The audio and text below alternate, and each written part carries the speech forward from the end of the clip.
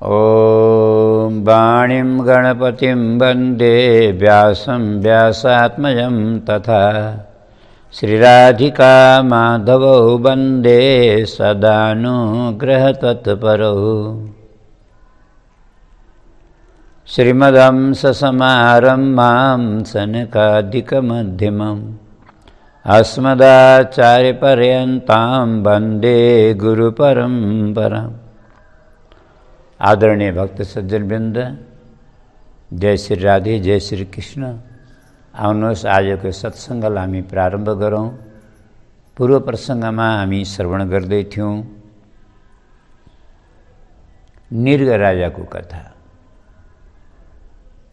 यी छेपारो भएर इनारमा थिए, भगवानको स्पर्श पाएर मुक्त भए। भगवानले सोध्नुभयो, तिमी यसरी छेपारो किन बनेको, को हौ, कहाँबाट आयौ, सबै प्रश्न गर्नुभयो। त यिनले आफ्नो परिचय दिए। भगवान निर्गो नाम नरेन्द्रो हम इक्ष्वाकु तनय प्रभु।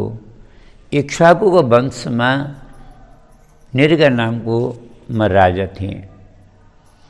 हजुरले दानीहरूको लिस्ट पढ्नुभएको भए, सुन्नुभएको भए मेरो पनि नाम अवश्य सुन्नुभएको होला। अर्थात् म एउटा प्रसिद्ध ख्याति प्राप्त दानी थिएँ। दानी स्वा खायमानेषु यदि ते कर्णमस्पृशन्। मैले ब्राह्मणहरूलाई प्रशस्त दान गरेँ, गाई दान गरेँ, भूमि दान गरेँ, स्वर्ण दान गरेँ, हात्ती दान गरेँ। अनि गाई पनि जस्ता तस्ता होइन, पयस्विनी, खूब दुध दिने गाई। त्यो पनि तरुणी शील रूपा, भर्खरका तरुणी गाई दान गरे। शील रूपा, एकदम सोझा गाई, सुन्दर गाई, सुशील गाई, दुध धेरै दुध दिने गाई। सुनले सिङ मडवाएर, चाँदीले खुर मडवाएर, रेशमी वस्त्र ओढाएर, दक्षिणा सहित, दाना पानी सहित मैले गाई दान ब्राह्मणहरूलाई गरेँ। और ब्राह्मण पनि कस्ता ब्राह्मण, त्यस्ता लोभी लालची अपात्रलाई होइन, एकदम सुपात्रलाई। तपः श्रुत ब्रह्म वदान्य सद्भ सोलङ्कृतेभ्य गुणशीलवद्भ्य सीध कुटुम्बेभ्य ऋतव्रतेभ्य। एकदम त्यागी, तपस्वी, गरीब, पढेका, आचार आचरण गर्ने यस्ता सुपात्र निष्ठावान कर्मिष्ठ मैले ब्राह्मणहरूलाई गाई दान गरेँ। मैले कति गाई दान गरेँ त्यसको कोही सङ्ख्या छैन, अनन्त गरेँ। परन्तु एक दिन प्रभु गल्ती भयो, मबाट भूल भयो। एउटा अप्रतिग्रही ब्राह्मण थिए। अप्रतिग्रही भनेको कहिल्यै कसैको दान नलिने, दानै नलिने, थोरैमा सन्तुष्ट भएर भजन गरेर बस्ने, गाईको सेवा गर्ने। गाईको सेवा गर्थे। एउटा गाई तिनका गोठबाट फुकेर आएछ र हाम्रो गाईमा मिसिएछ। अब हजारौँ लाखौँ गाईका बिचमा एउटा गाई कताबाट आयो मलाई थाहा भएन। मैले आफ्नै गाई सम्झेर एउटा अर्को ब्राह्मणलाई दान गरेँ। अब मैले दान गरेको गाई लिएर ती ब्राह्मण आफ्ना घर जाँदै थिए। अब गाईका गोसा मालिक आफ्नो गाई खोज्दै खोज्दै आउँदाखेरि बाटामा फेला पारे। अब दुवै ब्राह्मणमा विवाद भयो। अब गाईवाला ब्राह्मणले यो गाई त मेरो हो, तपाईँ कहाँबाट लिएर आउँदै हुनुहुन्छ? उनले भने मलाई त राजाले दान गरेका हुन्, राजाकाबाट लिएर आउँदैछु। त मेरो गाई राजाले कसरी दान गरे? यो गाई त मेरो हो।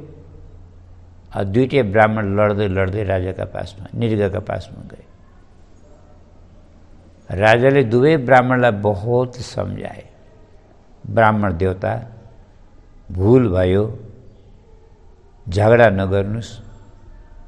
म एउटा गाईको बदलामा हजुरहरूलाई 10-10 वटा गाई दिन तयार छु। दुईटै ब्राह्मण मान्दैनन्। नै मलाई त जुन गाई दान गर्नुभएको त्यही चाहिन्छ भन्छन् तिनी पनि। अब उनी झन् कसैको केही नलिनेवाला ब्राह्मण परे, उनले त मलाई मेरै गाई चाहिन्छ भन्छन्। बिचरा राजाले निर्णय गर्न सकेनन्। उनी एउटा ब्राह्मणको कुरा सुन्छन्, त्यता पनि ठिकै हो भन्छन्, उता सुन्छन् त्यो पनि ठिकै हो भन्छन्। अनि ब्राह्मणलाई रिस उठ्यो, यता पनि टाउको हल्लाउँछ उता पनि टाउको हल्लाउँछ छेपारो जस्तो।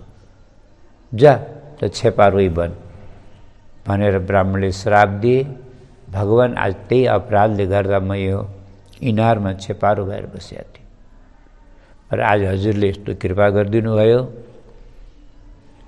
मैले हजुरको दर्शन पाएँ। मलाई चाहिँ आज त ब्राह्मणको श्राप होइन, त्यो श्राप पनि मलाई वरदान जस्तो लागेको छ। यदि ब्राह्मणले त्यो श्राप नदिएको भए मैले आज यो सौभाग्य, हजुरको यो कृपा, यो अद्भुत दर्शन मैले कहाँ पाउँथेँ होला। बडा राम्रो सुन्दर स्तुति गरे। देव देव जगन्नाथ गोविन्द पुरुषोत्तम नारायण ऋषिकेश पुण्य श्लोकाच्युताभ्य। बडा सुन्दर राम्रो स्तुति गरेर यी गए आफ्नो धामतिर। त भगवानले त्यहाँ यादव बालकहरूलाई सम्झाउनु, देख्यौ ब्राह्मणको धन भनेको विष हुन्छ, कहिले झुक्किएर पनि कुनै ब्राह्मणको सम्पत्ति खानु हुँदैन, एक पैसा पनि। त्यो जहर हो, मान्छेले पचाउन सक्दैन। ब्राह्मणलाई त सकिन्छ भने दिनु, दान गर्नु, सकिँदैन भने कमसेकम ब्राह्मणको धन नखानु। भगवानले यति मात्रै होइन, बहुत ठुलो कुरा भन्नुभयो। सम्झाउन त उहाँले आफ्नै भाइ भतिजालाई सम्झाउनु भएको, भने आफ्नै स्वजन सम्बन्धीलाई भन्नुभएको, तर शिक्षा त हाम्रो लागि पनि भयो नि। के भन्नुहुन्छ? स्वदत्ताम परदत्ताम वा। चाहे आफैले दिएको दान केलाई नहोस्, चाहे ब्राह्मणलाई अरू कसैले दिएको केलाई नहोस्, स्वदत्ताम परदत्ताम वा ब्रह्मवृत्तिम हरेच्छय। जसले ब्राह्मणको वृत्ति हरण गर्छ, माने ब्राह्मणको धनलाई हरण गर्छ भने चाहे त्यो धन आफैले दिएको होस् चाहे अर्काले दिएको होस्, तर ब्राह्मणको धन कहिले हरण नगर्नु। अब कदाचित कसैले अज्ञानवश, अभिमानवश, अप्रमादवश अगर यो गल्ती गर्छ, ब्राह्मणको धन के भन्या छ, देवस्व र ब्रह्मस्व पचाउन सकिँदैन। भगवानको देवी देवताको धन, हैन, देवी देवताको भगवानको धन र ब्राह्मणको धन कल्याण चाहने मान्छे बच्नुपर्छ। अरू बरु कदाचित पचला, सम्भवतः, ग्यारेन्टी त छैन, तर पनि आशा छ सम्भवतः पचला, परन्तु ब्रह्मस्व र देवस्व कहिले पच्दैन, खान हुँदैन। त्यही भन्नुहुन्छ भगवान, 60 वर्ष सहस्राणी विष्टायम जायते कृमि। जसले ब्राह्मणको धन र भगवानको धन खान्छ त्यसलाई 60,000 वर्ष विष्टाको किरो भएर जन्मनुपर्छ। विष्टाको किरो भएर एक बार मरे पनि फेरि त्यही किरो हुन्छ, फेरि किरो हुन्छ, त्यो पनि विष्टाको किरो। त्यो भएर मेरा भाइ बन्धु हो, त्यही भएर ब्राह्मणको धन कहिल्यै पनि लोभ नगर्नु, लालच नगर्नु। सायद यही शिक्षा दिनको लागि पनि भगवानले यो लीला रच्नु भएको हो जस्तो लाग्छ। अब अगाडि बलरामजी ब्रजमा, भगवान श्रीकृष्ण ब्रजमा कहिले आउनु भएन, किनकि भगवान श्रीकृष्णले आफ्नो श्रापको सम्मान, भगवानलाई त के को श्राप लाग्ने हो, भगवानलाई कसैले श्राप दिएर लाग्दैन, तर पनि भगवानले कदर गर्नुहुन्छ। कुनै ब्राह्मणले, साधुले र भक्तले दिएको श्रापलाई भगवानले व्यर्थ निष्फल गर्न सक्ने भएर पनि भगवानले भोग्नुहुन्छ बरु, परन्तु व्यर्थ गर्नुहुन्न। त्यही भएर पनि भगवान 100 वर्ष तक ब्रजमा आउनुभएको प्रत्यक्ष कथा छैन। अप्रत्यक्ष रूपमा भन्ने हो भने त भगवानले ब्रज छोड्नुहुन्न। आज तक भगवान हुनुहुन्छ।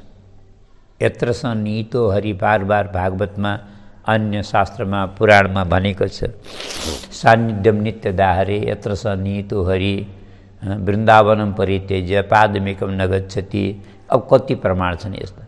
भगवानले कहिल्यै वृन्दावन धाम छोड्नुहुन्न। आज पनि भगवान वृन्दावन धाममा भाग्यशाली भक्तहरूलाई दर्शन दिनुहुन्छ, हामी जस्ताले नपाए पनि। के छोड मिने कुरा त बलरामजी एक बार वृन्दावन आउनु, ब्रज आउनुभयो मथुराबाट। केही दिन बस्नुभयो, स्वजन सम्बन्धीहरूसँग भेटघाट गर्नुभयो।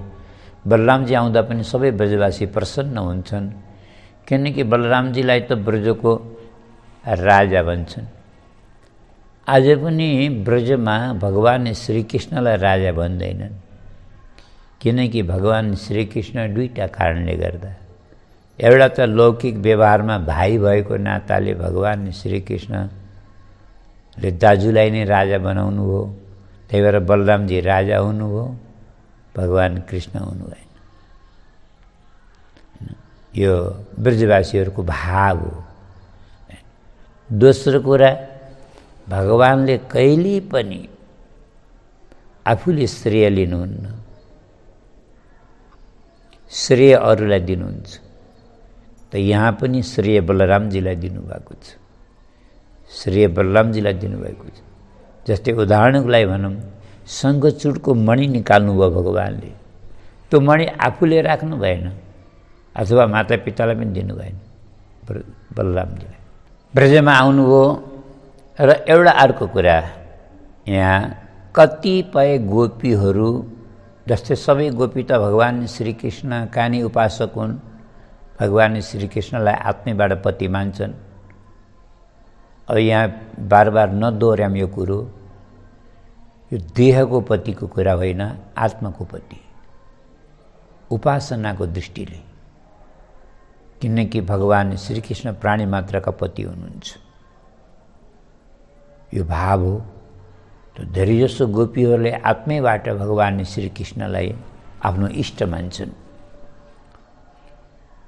आत्माको पतिको रूपमा स्वीकार्छन्। परन्तु कतिपय हुनसक्छ नागलोकबाट आएका गोपीहरू होलान्, अथवा भगवान शङ्कर्षणका भक्त होलान्, उपासक होलान्, अहिले भगवान शङ्कर्षणलाई इष्ट मान्छन्, अर्थात् बलरामजीलाई इष्ट मान्छन्। बलरामजीका उपासक ती गोपीहरू, तिनै गोपीहरूको यहाँ कथा हो यो। ती गोपीहरूसँग भगवान बलरामजीले वन विहार गर्नुभएको छ, जल विहार गर्नुभएको छ, रास विहार गर्नुभएको छ। त जमुनाजीमा जल विहार गर्न जाँदाखेरि बलरामजीले जमुनाजीलाई बोलाउनु भयो, जमुनाजीले सुनिनन्, नसुने चाहिँ गरिन्। त बलरामजीलाई रिस उठेछ, हलाले क्वाकेर जमुनाजीलाई खिच्नु गयो।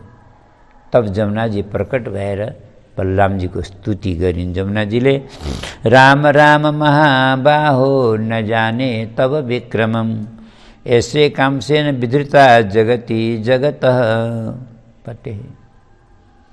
हामीले हजुरको महिमा जानेका थिएनौँ, क्षमा गर्नुहोस्। अनि त्यसपछि जलविहार भयो। आज पनि 84 कोसको परिक्रमा गर्ने भक्तहरूले दर्शन गर्नुभएको छ। दर्शन नगरे पनि टाढीबाट त्यो ठाउँ देखिन्छ। आज पनि त्यो ठाउँलाई ऐचा दाउजीको मन्दिर छ, त्यहाँ ऐचा दाउजी भन्छन्।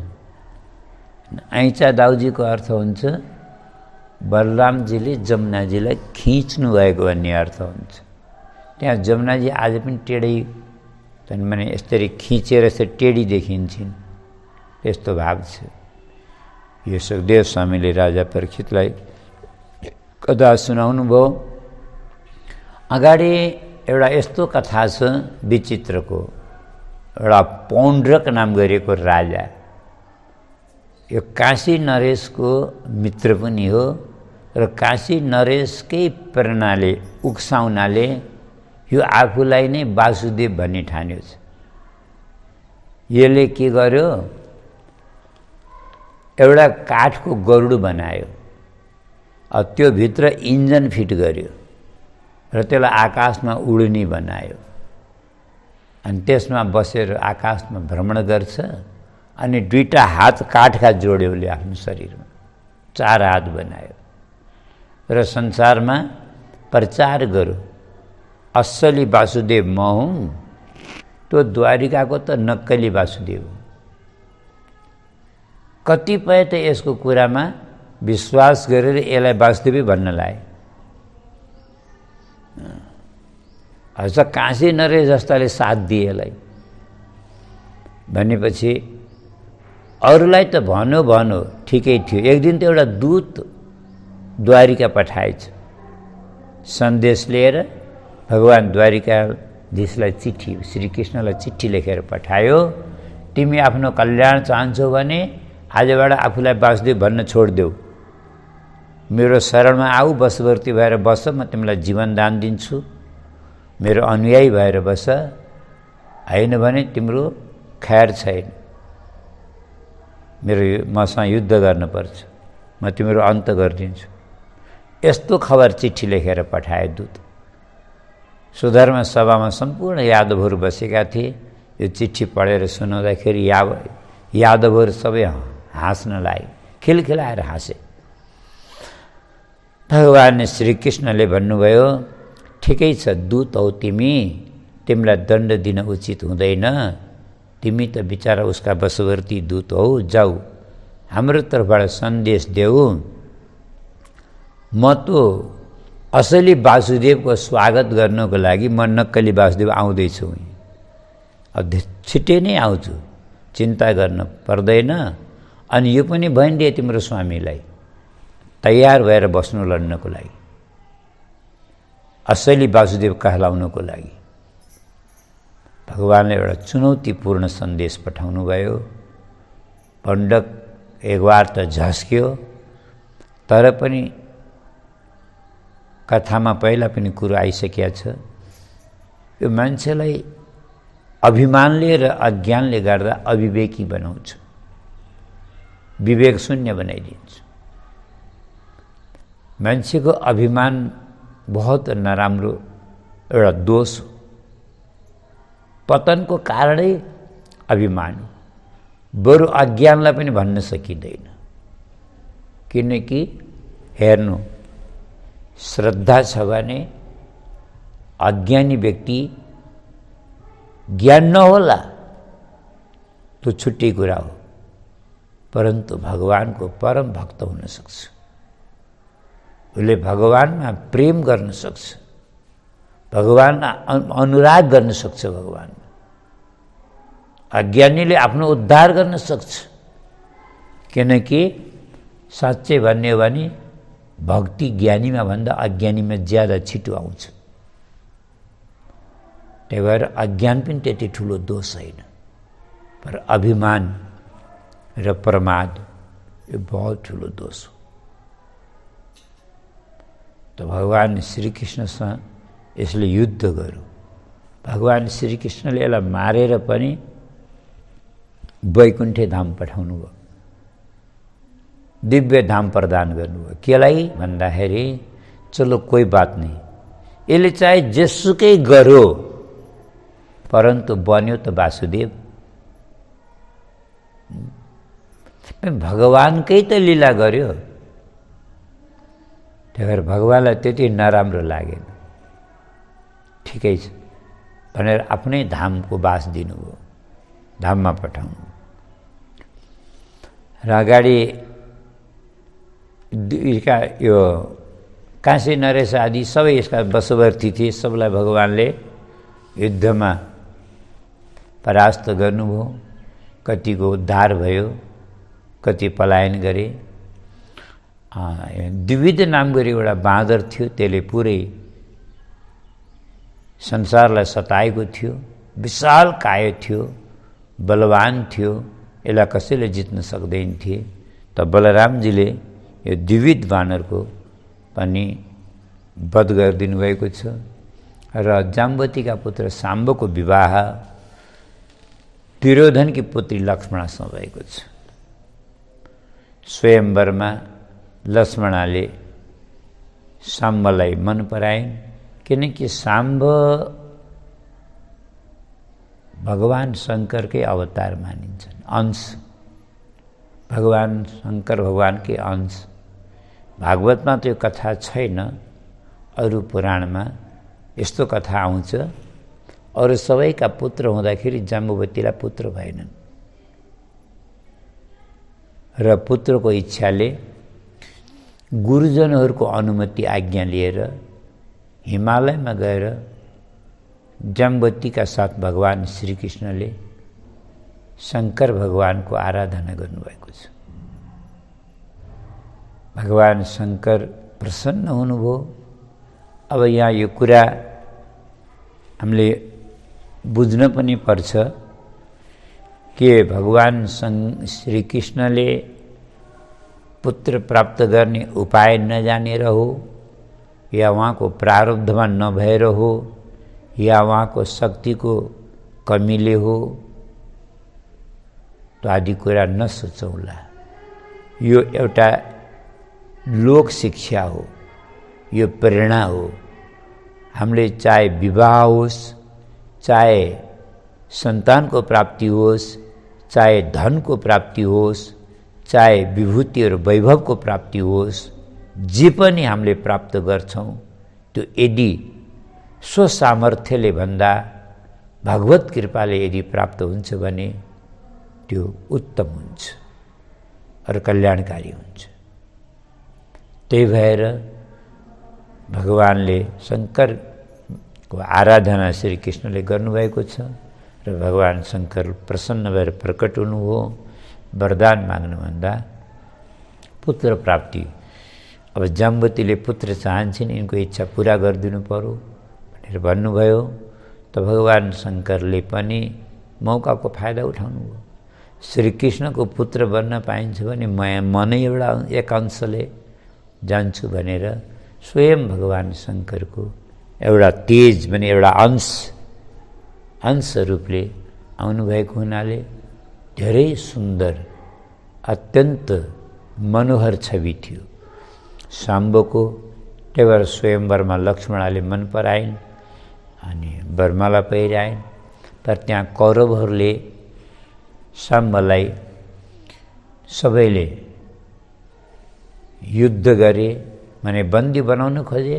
शाम्बले पनि प्रतिकार गर्नुभयो, परन्तु कौरवहरू धेरै थिए, बलवान थिए, अत्यन्त अजेय थिए, अमित पराक्रमशाली थिए।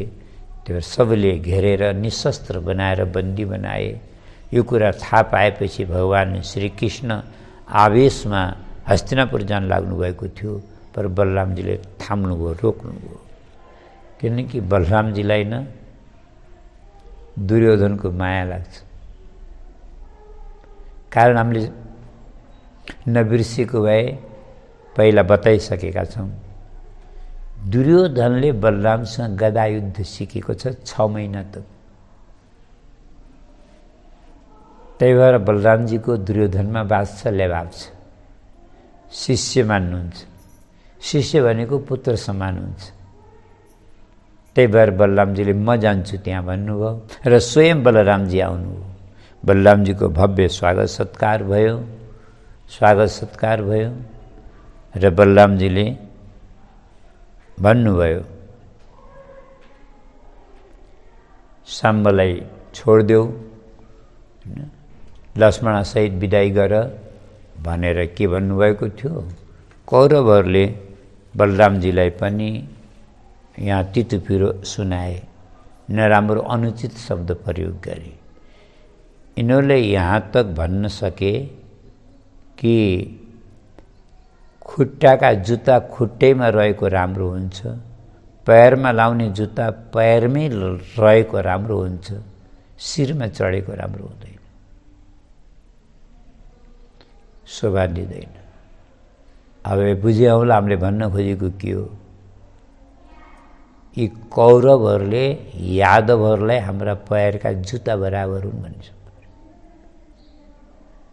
आज यिनी हाम्रै शिर चढ्न लाए, हामीद्वारा पालित, हामीद्वारा संरक्षित यादवहरू आज यति घमण्डी भए, हाम्रै चेलीबेटीहरूमाथि दृष्टि डाल्न लाए, दृष्टि राख्न लाए भनेर कटु शब्द प्रयोग गरेका थिए। बलरामजी पनि संकर्षणका अवतार हुनुहुन्छ।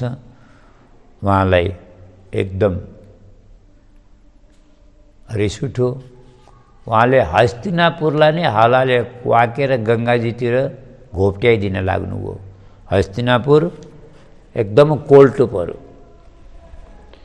तब कौरवहरूको सातो गयो, सबलाई गङ्गाजीमा डुबाइदिन खोज्नुभयो बलरामजीले। आएर सबले बलरामजीको चरण समाते, क्षमा मागे। हामीले हजुरको अमित पराक्रमको ज्ञात थिएन, अपराध भयो, क्षमा गर्नुहोला। सम्मानपूर्वक आज लक्ष्मणले ल्याएर साम्बसित विदाई गरिदिए। बलरामजीले लिएर द्वारिकामा आउनुभयो। द्वारिकामा बडा राम्रो सम्मान भयो, स्वागत सत्कार भयो। अब यो नववधूको प्रवेश भयो। यसरी साम्बको विवाह भयो। अब अगाडि एउटा अध्यायमा विचित्रको कथा छ, सुखदेव स्वामीले वर्णन गर्नुहुन्छ। नारदजीका मनमा एउटा शङ्का भयो। मान्छेका घरमा प्राय गरेर नारदजी सबैका घरमा पुग्नुहुन्छ। एउटा बिहा गरेका, दुईटा बिहा गरेका घरमा पनि सधैँ लडाई झगडा, टोकाटोक, खटपट, मनमुटाव भइरहेको हुन्छ, कलह हुन्छ, क्लेश हुन्छ। एउटा बिहा गरेका मान्छेका घरमा पनि सधैँ अशान्ति छ। अब दुईटा बिहा गरेका त कुरै छोडौँ, कहिले शान्ति हुँदैन। परन्तु 16,108 बिहा गरेर बसेका घरमा कस्तो होला? त नारदजीलाई हेर्न मन लागेछ। आउनुभयो, प्रातःकाल उठेर सबभन्दा पहिला रुक्मिणीका महलमा हेर्नुभएछ। भगवान् श्रीकृष्ण प्रातःकाल 4 बजे आउनुभएछ। प्रातःकाल 4 बजे भगवान् बिस्तरबाट उठेर कराग्रे बसते लक्ष्मी करमध्ये सरस्वती, अर्थात् प्रभाते कर दर्शनम गर्न लाग्नुभएको। ल यहाँ त रहेछन्। अगाडि बढ्नु, सत्यभामाका महलमा गएर, अच्छा भित्र जानु भएन, झ्यालबाट झाँक्नु भयो। त्यहाँ भगवान् श्रीकृष्ण बिस्तरबाट उठेर भूमिको वन्दना गर्दै हुनुहुन्थ्यो। समुद्र बसने देवी पर्वत स्तन मण्डले विष्णुपत्नी नमस्तुभ्यम पादस्पर्श क्षम। हे धरती माता, म बिस्तरबाट उठेर हजुरमाथि आफ्नो पैर राख्दैछु, अर्थात् हजुरलाई मैले कुज्दैछु, क्षमा गर्नुहोला, प्रणाम गर्छु हजुरलाई। हामी सबैले गर्नुपर्छ। बिहान उठेर पृथ्वीलाई प्रणाम गरेर मात्रै आफ्नो पाइला धरतीमा राख्नुपर्छ, नत्र धरतीलाई कुचेको पाप लाग्छ। भगवानले यो मर्यादा पनि पालन गर्नुहुन्छ। त धरतीलाई प्रणाम गर्दै हुनुहुन्थ्यो, यहाँ पनि हुनुहुँदो रहेछ। अनि जाम्बवती कहाँ जानुभयो? त्यहाँ भगवानले भर्खर कुल्ला गर्न लाग्नुभएको। यहाँ पनि हुनुहुँदो रहेछ। अगाडि जानुभयो। अब कहीँ स्नान, सब घरमा चक्कर काट्नुभयो। भगवानलाई सबै घरमा देख्नुभयो। कहीँ स्नान गर्नुभएको छ, कहीँ सन्ध्या गर्नुभएको छ, कहीँ जप गर्न लाउनु भएको छ, कहीँ पूजा गर्न लाउनु भएको छ, कहीँ पाठ गर्न लाउनु भएको छ, कहीँ बालभोग जलपान गर्न लाग्नु भएको छ, कहीँ मन्त्रीहरूसँग मन्त्रणा भइरहेको छ, कहीँ रानीहरूसँग मजाकहरू उपहास भइरहेको छ, कहीँ बालकहरूलाई काखमा लिएर खेलाउनु भएको छ, कहीँ बिस्तरमा आराम, पलङमा आराम गर्दै हुनुहुन्छ। कहीँ पुस्तक पढ्दै हुनुहुन्छ, कहीँ कथा सुन्दै हुनुहुन्छ, कहीँ जप गर्दै हुनुहुन्छ। अब 16,108 पुरै घरमा नारदजीले चक्कर काट्नुभयो। बिहान 4 बजेदेखि हिँड्नुभएको, अन्तिम घरमा पुग्दा त राति 10 बजेछ। त्यही पनि धन्न सक्नुभयो भनौँ। 16,108 घरमा जोडिएका भए पनि सबैका द्वारमा गएर भित्र झाँक्दा त टाइम लाग्छ नि त, झाँक्दा त हामीले बाँकी सक्दैनौँ। नारदजीले पुरै सक्नुभयो। अन्तिम घरमा जाँदाखेरि के देख्नुभयो? भगवान राति पलङमा बस्नुभएको छ, सुत्नको लागि तयारी गर्दै हुनुहुन्छ। सुत्ने बेलामा पढ्ने मन्त्र पढ्दै हुनुहुन्छ। जले रक्षितु बाराह, स्थले रक्षितु वामन, आटव्याम नारसिंहस्तु, सर्वतः पातु केशव। यी सुत्ने बेलामा पढ्ने मन्त्र हुन् है। सुत्ने बेला पनि मन्त्र पढ्नुपर्छ, भगवानलाई सम्झनुपर्छ। जसले सुत्ने बेला र उठ्ने बेला भगवानलाई सम्झन्छ नि, उसको पुरै रात भजनै भजनमा गनिन्छ। अब नारदजी दङ्ग पर्नुभयो। अब नारदजीले के भन्नुहुन्छ, भगवानले नारदलाई के भन्नुहुन्छ, अर्को भागमा निवेदन गरौँ।